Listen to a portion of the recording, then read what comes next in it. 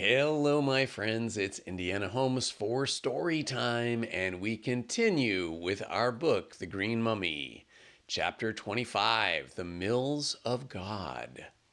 In the cold gray hours of the morning, Hope and his friend left the cottage wherein such a tragedy had taken place.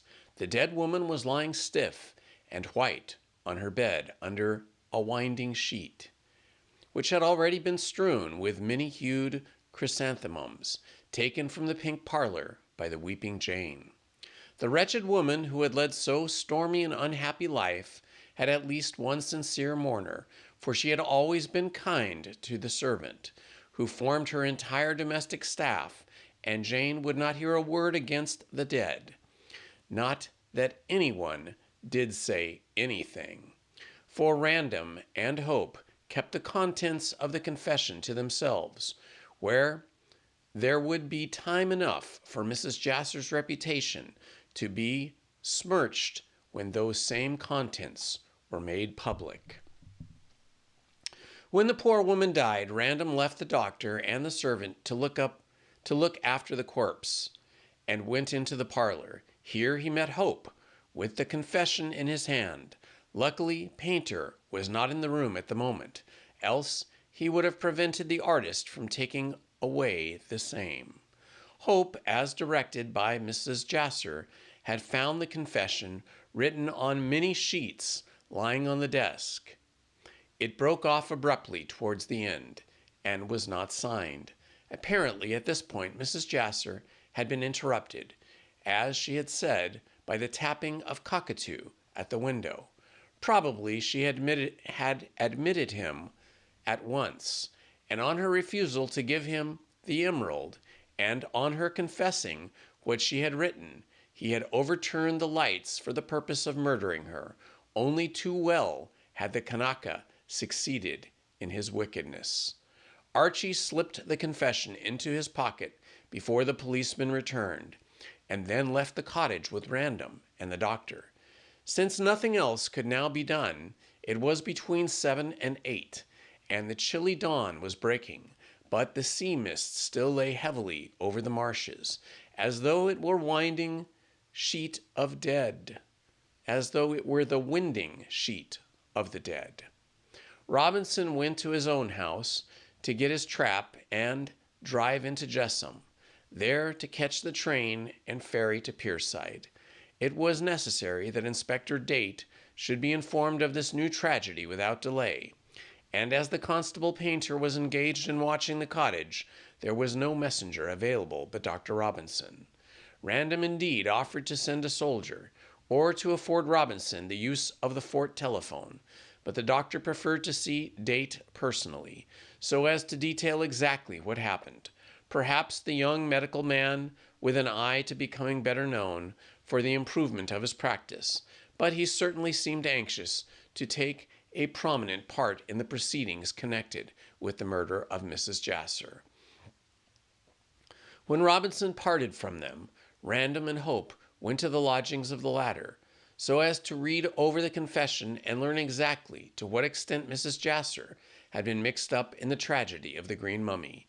She had declared herself innocent, even though on her deathbed, and so far as the two could judge at this point, she certainly had not exactly strangled Sidney Bolton, but it might be, and it appeared to be more than probable, that she was an accessory after the fact. But this they could learn from the confession, and they sat in Hope's quiet little sitting room, in which the fire had been just lighted by the artist's landlady, with the scattered sheets neatly ranged before them. Perhaps you would like a cup of coffee or a whiskey and soda, suggested Archie, before starting to read. I should, assented Random, who looked weary and pale. The events of the night have somewhat knocked me up.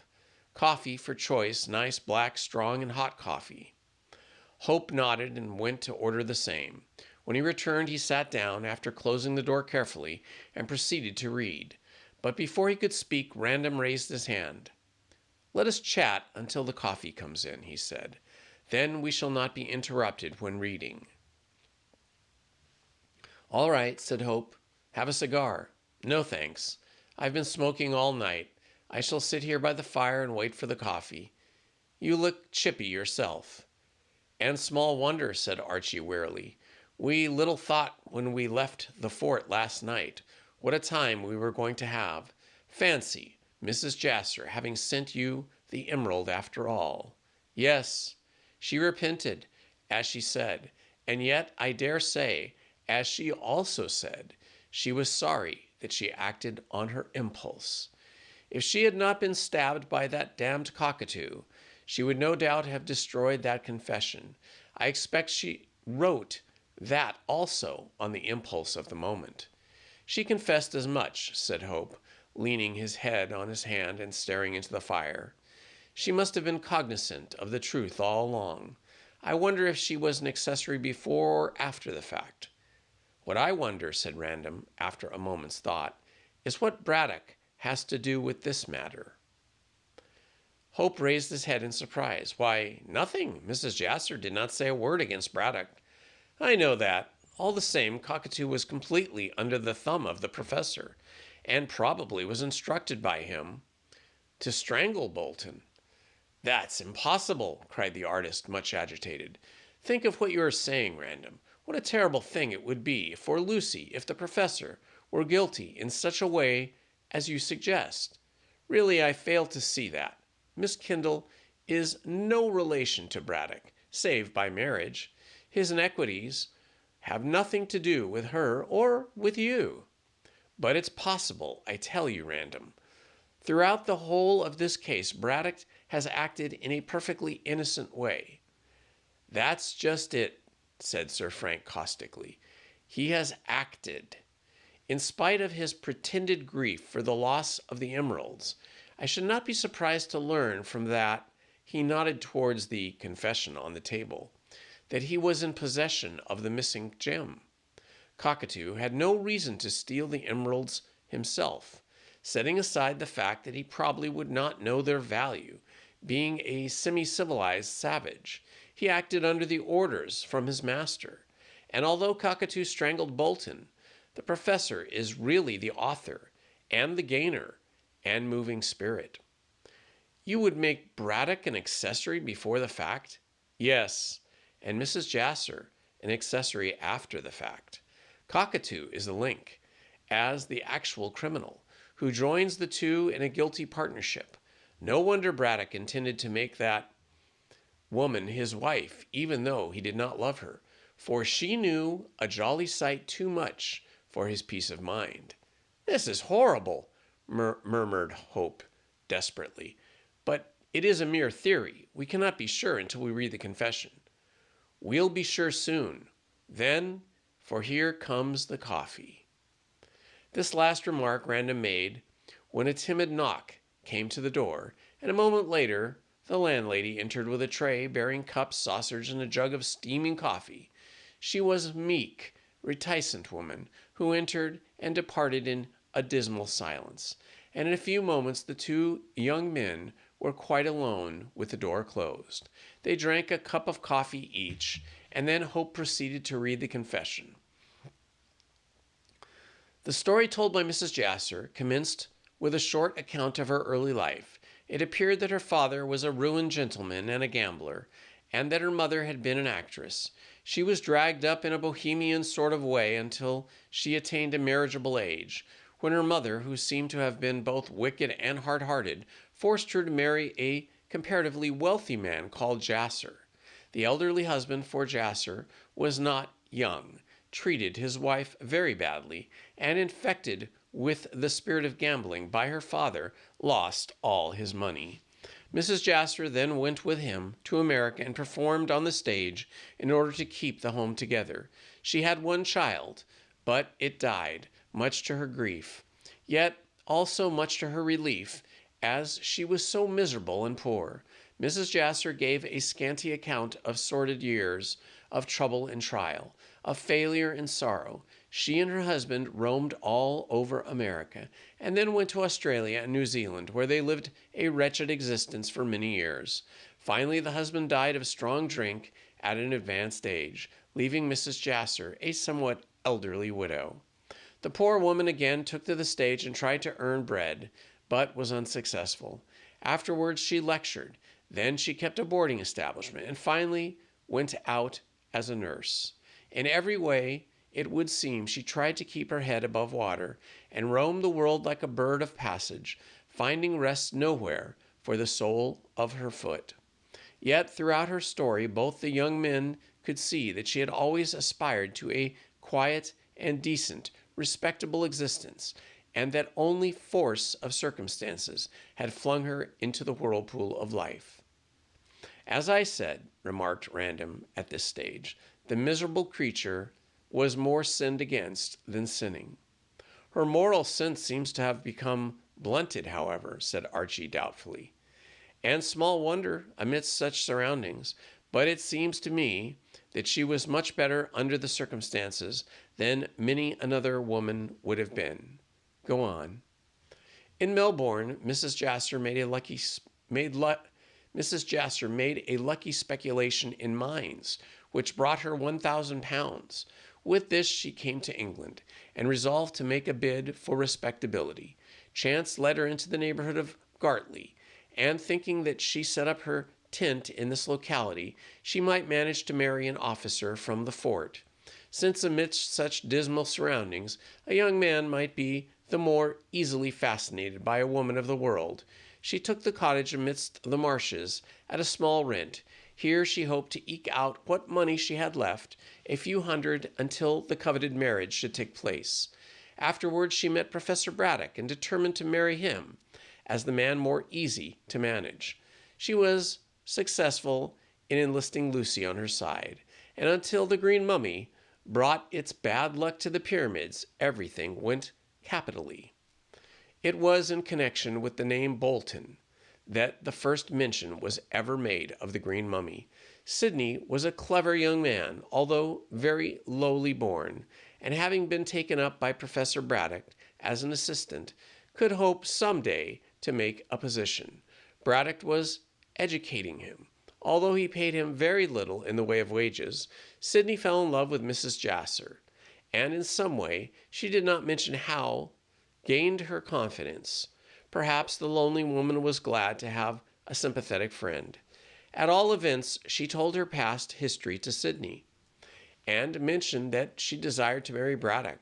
But Sidney insisted that she should marry him, and promised to make enough money to satisfy her that he was a good match, setting aside his humble birth, for which Mrs. Jasser cared nothing. It was then that Sidney related what he had discovered. Braddock, when in Peru many years before, had tried to get mummies for some scientific reason. When Hervey, then known as Vasa, promised to procure him the mummy of the last Inca, Braddock was extremely pleased. Hervey stole the mummy and also a copy of the manuscript, which was written in Latin. He sent this letter to Braddock, who was then at Cuzco, as an earnest of his success in procuring the mummy. And when the professor returned to Lima, the mummy was to be handed to him. Unfortunately, Braddock was carried into captivity for 1 year, and when he escaped, Vasa had disappeared with the mummy. As the professor had deciphered the Latin manuscript, he knew of the emeralds, and 4 years had been hunting for the mummy, sure to be recognized from its peculiar green color. In order to get the jewels and thus secure money for his Egyptian expedition, all through it seems the professor was actuated by purely scientific enthusiasm. As an abstract, he cared very little for hard cash. Bolton told Mrs. Jasser that Braddock explained how much he desired the mummy, but he did not mention about the jewels. For a long time, Sidney was under the impression that his master merely wanted the mummy to see the difference between Egyptian and Peruvian modes of embalming.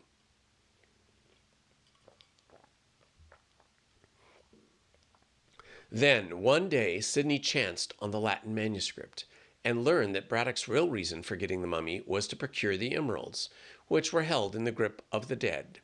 Sidney kept this knowledge to himself, and Braddock never guessed that his servant knew the truth. Then, unexpectedly, Braddock stumbled across the advertisement describing the green mummy for sale in Malta. From the color, he made sure that it was that of Inca coccyx, and so moved heaven and earth to get money to buy it. At length he did from Archie Hope, on condition that he consented to the marriage of his stepdaughter with the young man. Thinking that Sidney was ignorant of the jewels, he sent him to bring the mummy home.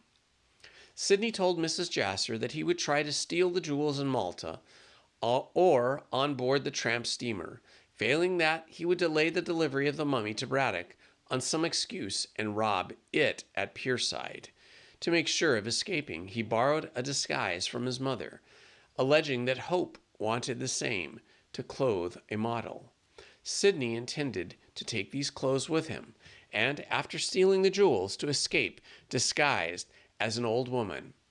As he was slender and clean-shaven and a capital actor, he could easily manage this. Then he arranged that Mrs. Jasser should join him in Paris, and they would sell the emeralds and go to America, there to marry and live happily ever afterwards like a fairy tale. Unfortunately, the success of this plan, Mrs. Jasser thought the professor would make a more distinguished husband. So she betrayed all that Sidney had arranged. What a beastly thing to do, interrupted Random, disgusted. It is not as if she wanted to help Braddock. I think less of Mrs. Jasser than I ever did. She might have remembered that there is honor amongst thieves. Well, she is dead, poor soul, said Hope with a sigh. God knows that if she sinned, she has paid cruelly for her sin. After which remark Sir Frank was silent. He resumed his reading. Braddock was furious when he learned of his assistant's projected trickery, and he determined to circumvent him. He agreed to marry Mrs. Jasser as if he had not done so. She could have warned Sidney, and could have escaped with both the mummy and the jewels by conniving with Hervey. The professor could not risk this, as, remembering Hervey as Gustav Vasa, he was aware how clever and reckless he was. Whether Braddock ever intended to marry the widow in the end is hard to say. But he certainly pretended to consent to the engagement, which was mainly brought about by Lucy. Then came the details of the murder as far as Mrs. Jasser knew. One evening, in fact, on the evening when the crime was committed, the woman was walking in her garden late. In the moonlight, she saw Braddock and Cockatoo go down along the cinder path on the jetty near the fort. Wondering what they were doing, she waited and heard and saw them, for it was still moonlight, come back long after midnight. The next day she heard of the murder and guessed that the professor and his slave, for Cockatoo was little else, had rowed up to Pierside in a boat, and there had strangled Sidney and stolen the mummy. She saw Braddock and accused him. The professor had then opened the case and had pretended astonishment when discovering the corpse of the man whom Cockatoo had strangled, as he knew perfectly well. Braddock at first denied having been to Pierside, but Mrs. Jasser insisted that she would tell the police, so he was forced to make a clean breast of it to the woman. Now for it, said Random, settling himself to hear the details of the crime, for he had often wondered how it had been executed. Braddock read Archie from the confession. For Mrs. Jasser did not trouble herself with a polite prefix.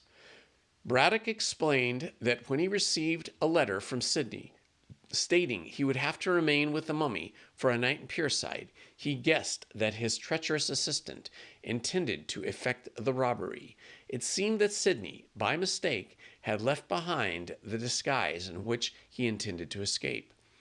Aware of this through me, Mrs. Jasser referred to herself, he made Cockatoo assume the dress and row up the river to the sailor's wrist. The Kanaka easily could be mistaken for a woman, as he also, like Sidney, was slender and smooth-chinned. Also, he wore a shawl over his head to disguise his mop of frizzy hair as much as possible, and for the purpose of concealing his tattooed face. In the darkness, it was after 9 o'clock, he spoke to Sidney through the window, as he had seen him earlier when searching for him. Cockatoo said that Sidney was much afraid when he heard his purpose, had been discovered by the professor. He offered a share of the plunder to Kanaka, and Cockatoo agreed, saying he would come back late and that Sidney was to admit him into the bedroom so that they could open the mummy and steal the jewels. Sidney quite believed that Cockatoo was heart and soul with him, especially as the cunning Kanaka swore that he was weary of his master's tyranny. It was when Cockatoo was talking thus that he was seen by Eliza Flight, who mistook him very naturally for a woman. Cockatoo then returned by boat to the Gartley jetty and told his master. Afterwards, the professor, at a much later hour, went down to the jetty and was rowed up to Pierside by the Kanaka. That was when Mrs. Josser saw them, said Random, much interested. Yes, said Archie, and then, if you remember, she watched for the return of the couple.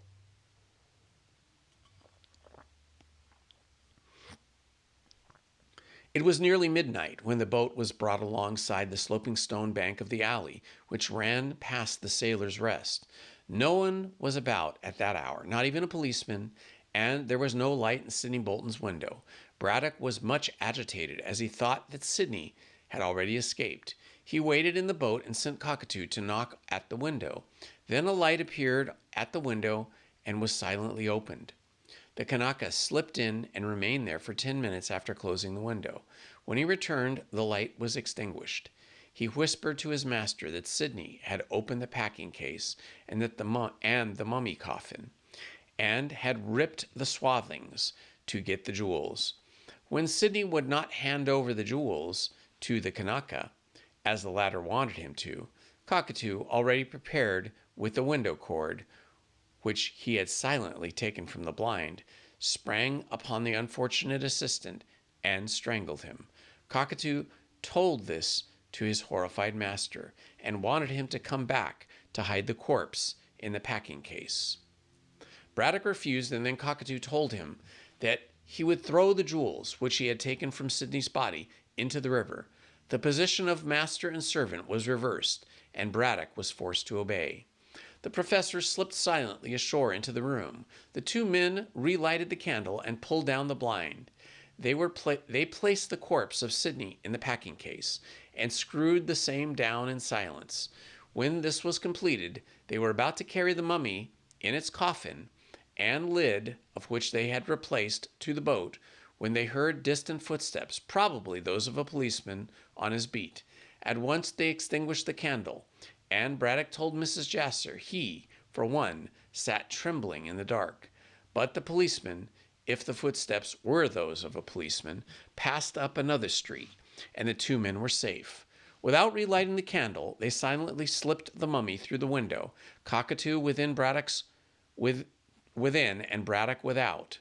The case and its contents were not heavy, and it was not difficult for the two men to take it to the boat. When it was safely bestowed, Cockatoo, who was as cunning as the devil, according to his master, returned to the bedroom and unlocked the door. He afterwards passed a string through the joining of the upper and lower windows and managed to shut the snib. Afterwards, he came to the boat and rowed it back to Gartley.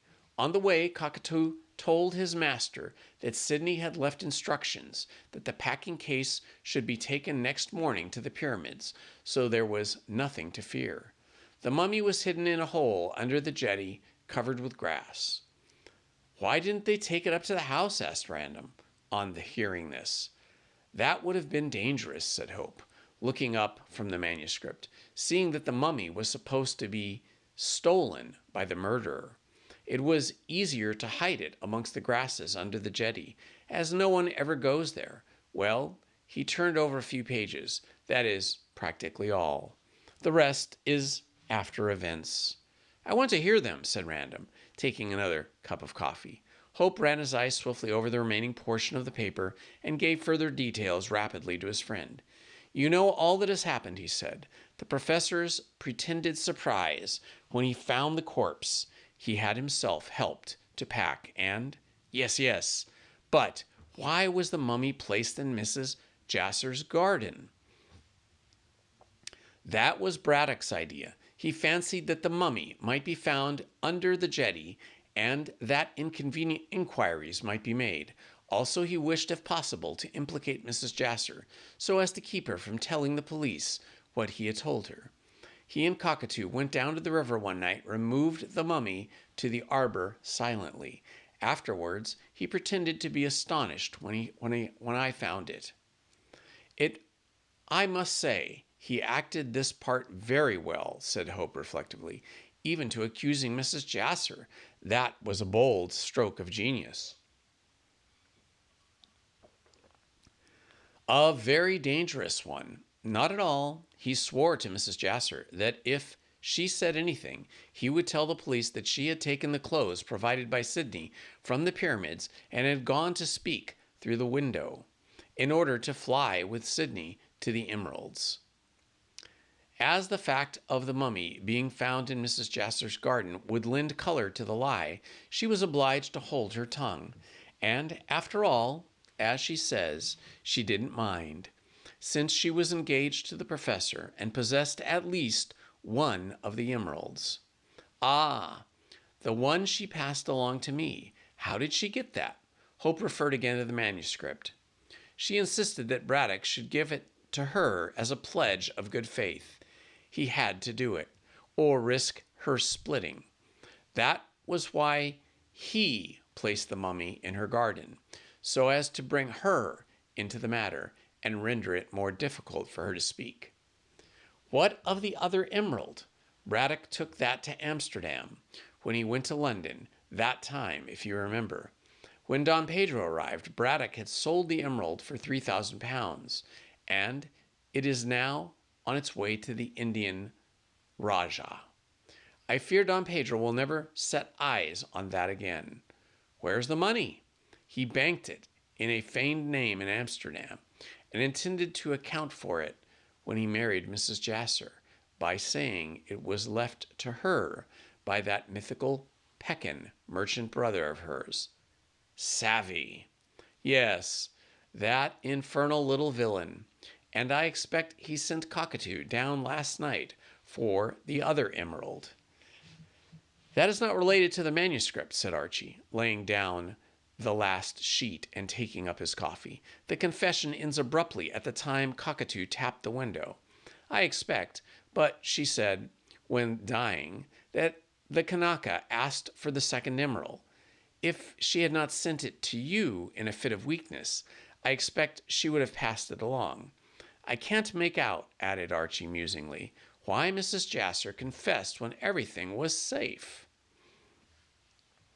Well, said Random, nursing his chin and staring into the fire, she made a mistake in trying to blackmail me. Though why she did so, I can't tell. Seeing she had the whip hand of Braddock, perhaps she wanted the 5,000 to spend herself, knowing that the professor's plunder would be wasted on his confounded expedition. At any rate, she gave herself away by the blackmail, and I expect she grew frightened. If the house had been searched, and it might have been searched by the police, had I arrested her for blackmail, the emerald would have been found and she would have been incriminated. She therefore got rid of it cleverly by passing it along to me as a wedding gift.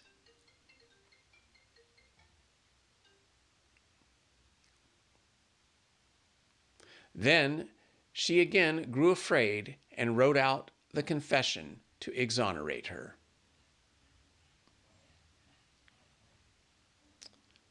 Let's see here.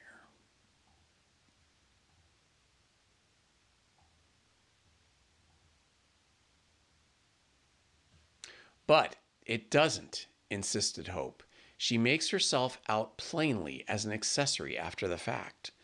A woman doesn't understand these legal niceties.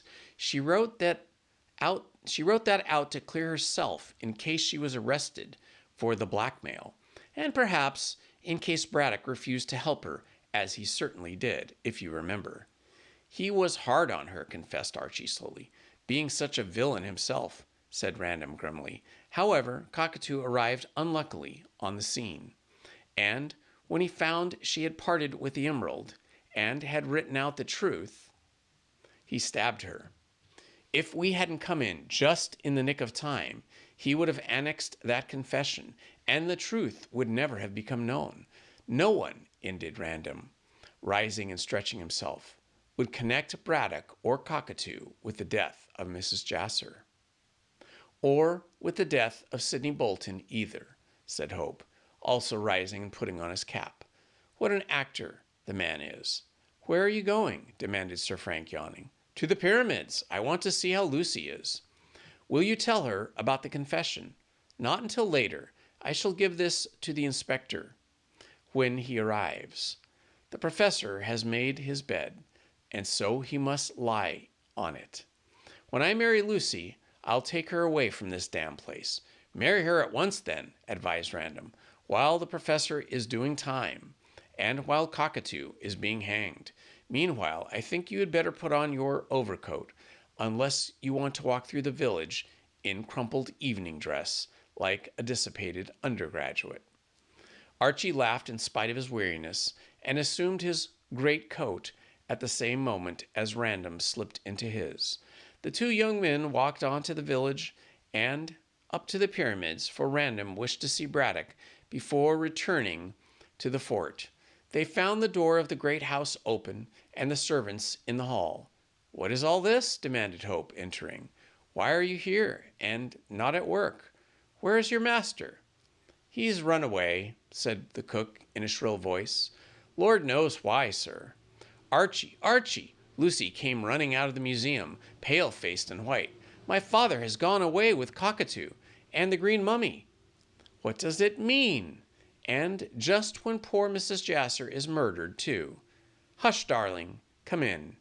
I'll explain, said Hope gently. Chapter 26. Poor Lucy Kendall was terribly grieved and shocked when the full account of her stepfather's inquiry was revealed to her. Archie tried to break the news as delicately as possible, but no words could soften the sordid story. Lucy, at first, could not believe it possible that a man whom she had known for so long and to whom she was related would behave in such a base way. To convince her, Hope was forced to let her read the account in Mrs. Jasser's handwriting. When acquainted with the contents, the poor girl's first desire was to have the matter hushed up, and she implored her lover with tears to suppress the damning documents. That's impossible, said Hope firmly, and if you think again, my dear, you will not repeat such a request. It is absolutely necessary that this should be placed in the hands of the police, and that the truth should become as widely known as possible. Unless the matter is settled once and for all, someone else may be accused of this murder. But the Grace, wept Lucy, hiding her face on her lover's shoulder. He slipped his arm around her waist. My darling, the disgrace exists, whether it be public or private after all. The professor is in no relation. But everyone knows that I am his stepdaughter. Everyone, echoed Archie, with an assumed lightness. My dear, everyone in this instance only means the handful of people who live in this out-of-the-way village. Your name will not appear in the papers, not even by chance if it does. You will soon be changing it for mine. I think the best thing that can be done for you is to come with me to London next week and marry me. Then we can go to the south of France for the rest of the winter, until you recover. When we return and set up house in London, say in a year, the whole affair will be forgotten. But how can you bear to marry me when you know that I am come of such a bad stock? Wept Lucy, a trifle more comforted. My dear, must I remind you again that you are no relation to Professor Braddock. You have not a drop of his wicked blood in your veins. And even if you had, I should still marry you. It is you I love, and you I marry. So there is no more to be said. Come, darling, Say that you will become my wife next week. But Professor, the Professor, what about the Professor? Archie smiled grimly. He found it difficult to forgive Braddock for the disgrace he had brought upon the girl. I don't think we'll ever be troubled again with the Professor, he said after a pause. He has bolted into the unknown with that infernal Kanaka. But why did he fly, Archie? Because he knew the game was up. Mrs. Jasser wrote out this confession and told Cockatoo, when he entered the room to get the emerald, that she had written it. To save his master, the Kanaka stabbed the wretched woman, and had Random and I not arrived, he would have secured the confession. I really believe that he came back again out of the mists in the small hours of the morning to steal it, but when he found that all was in vain, he returned here and told the Professor that the story of the murder had been written out. Therefore, there was nothing left to do for Braddock but to fly. Although, added Hope, with an afterthought, I can't imagine why those two fugitives should drag that confounded mummy with them. But why should the Professor fly? Asked Lucy again. According to what Mrs. Jasser writes, he did not strangle poor Sidney. No, and I will do him the justice to say that he had no idea of having his assistant murdered.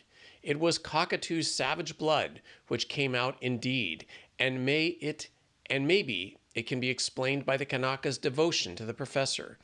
It was the same way in the murder of Mrs. Jasser. By killing Bolton, the Kanaka hoped to save the emeralds for Braddock. In stabbing Mrs. Jasser, he hoped to save the Professor's life. Oh, Archie, will they hang my father? Hope winced. Call him your stepfather, he continued quickly. No, dear, I do not think he will be hanged. But as an accessory after the fact, he will certainly be condemned to a long term of imprisonment. Cockatoo, however, surely will be hanged, and a good job too. He is only savage, and as such is dangerous to a civilized community. I wonder where they have gone. Did anyone hear them going? No, said Lucy hesitatingly.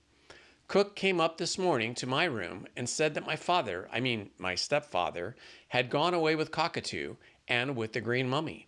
I don't know why she should have said that, as the Professor went away unexpectedly. Perhaps she heard rumors in the village and put two and two together. I cannot tell. Some instinct must have told her. But I dare say Braddock and his accomplice fled under the cover of mist, and in the small hours of the morning. They must have known that the confession would bring officers of the law to this house.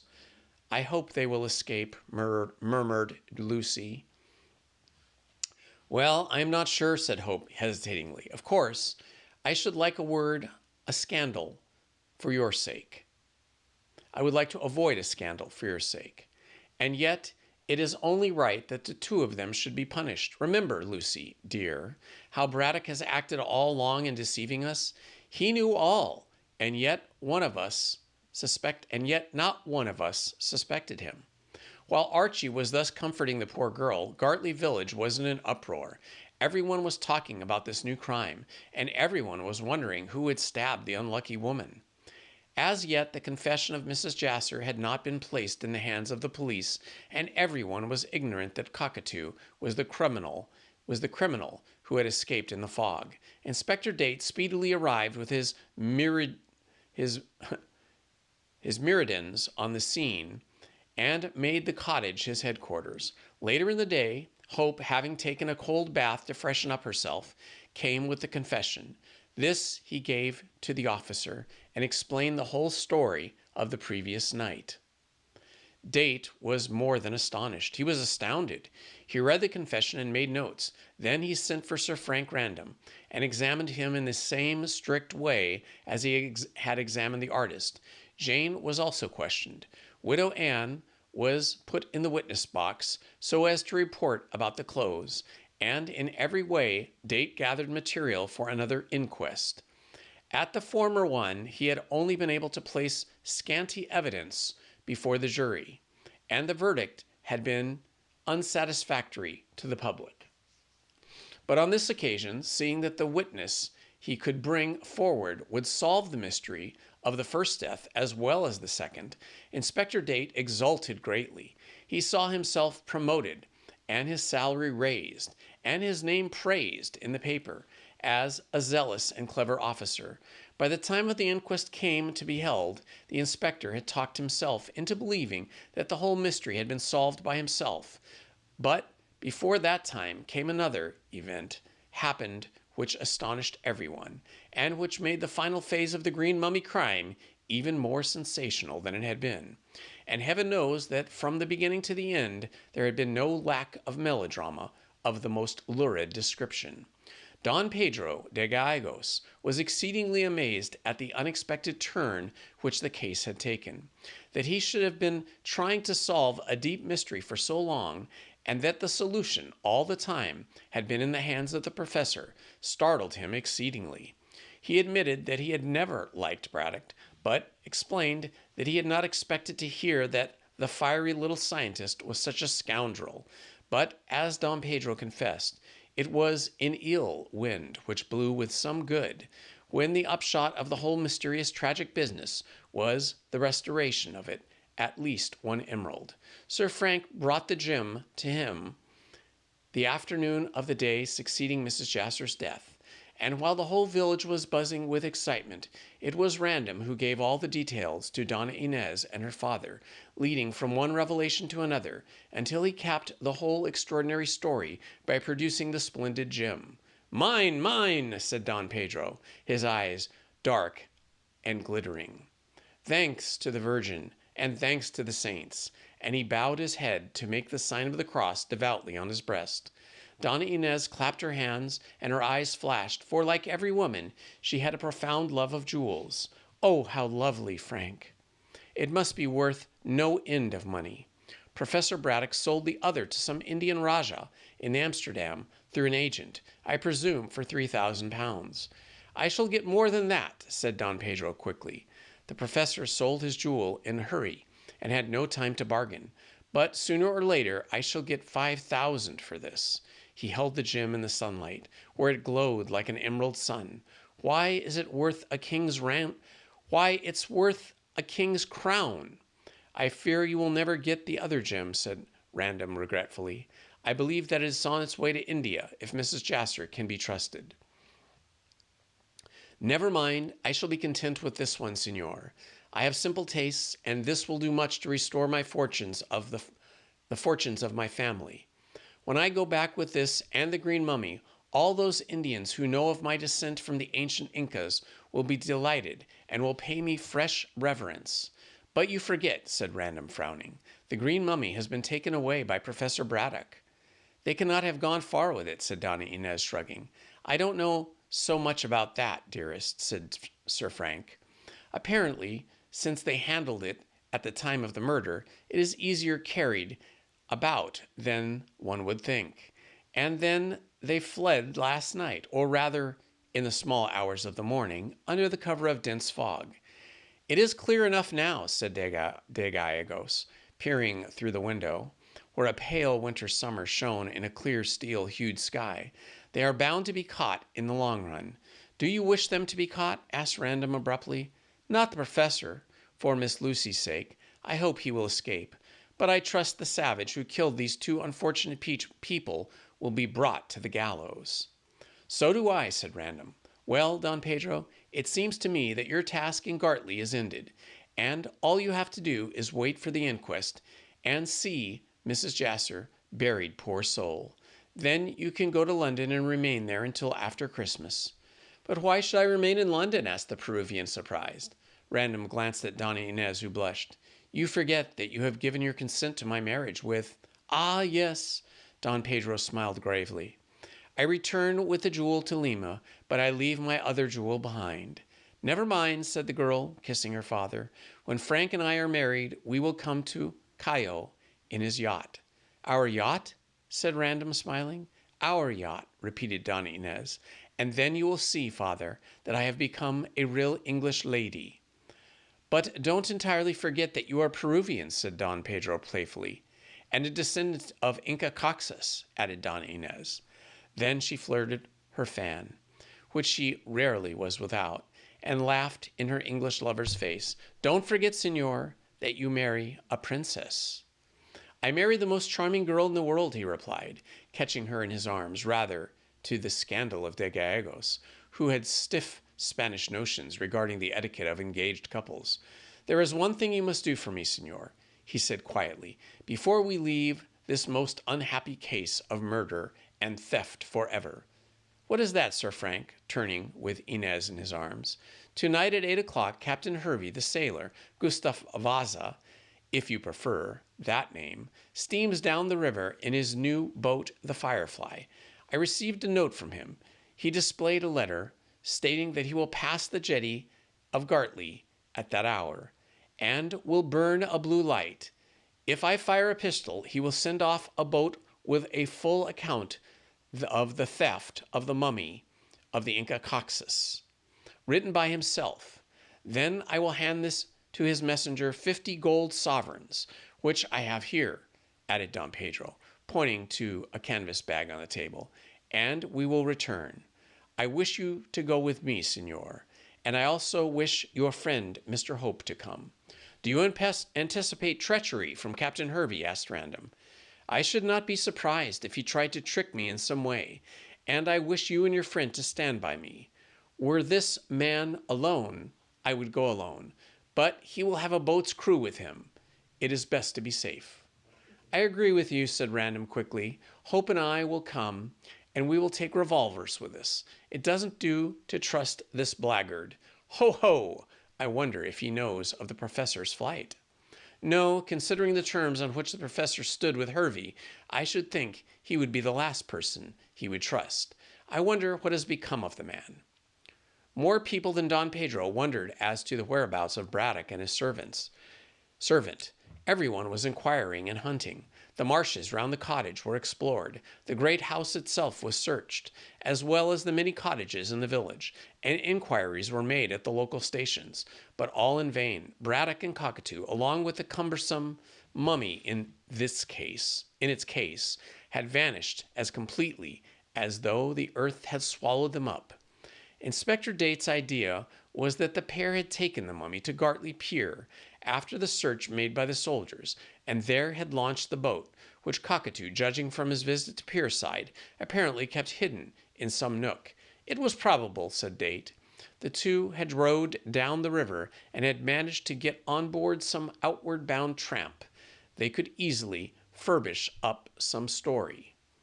And as Braddock doubtless had money, could easily buy a passage for a large sum. The tramp being outward bound, her captain and crew would know nothing of the crime, and even if the fugitives were suspected, they would be shipped out of England if the bribe was sufficiently large. So it was apparent that the Inspector Date had not much opinion of a tramp steamer skippers. However, as the day wore on to the night, nothing was heard of Braddock or Cockatoo or the mummy, and when night came to the village was filled with local reporters and with London journalists asking questions. The Warrior Inn did great trade in drink and beds and meals, and the rustics reaped quite a harvest in answering questions about Mrs. Jasser and the professor and the weird-looking Kanaka. Some reporters dared to invade the pyramids, where Lucy was weeping in sorrow and shame, but Archie, reinforced by 2 policemen sent his aid by Date, soon sent them to the right about. How would Hope would have liked to remain with Lucy all evening, but at 7:30 he was forced to meet Don Pedro and Random outside the fort in order to go to the Gartley jetty to reconnoiter, that is, to meet with Hervey and to see what would happen next. That is all for tonight, my friends. I wish you all the best, and we will continue with this next time. Bye-bye. Please hit the like button, subscribe, and hit the notifications button. Thank you very much.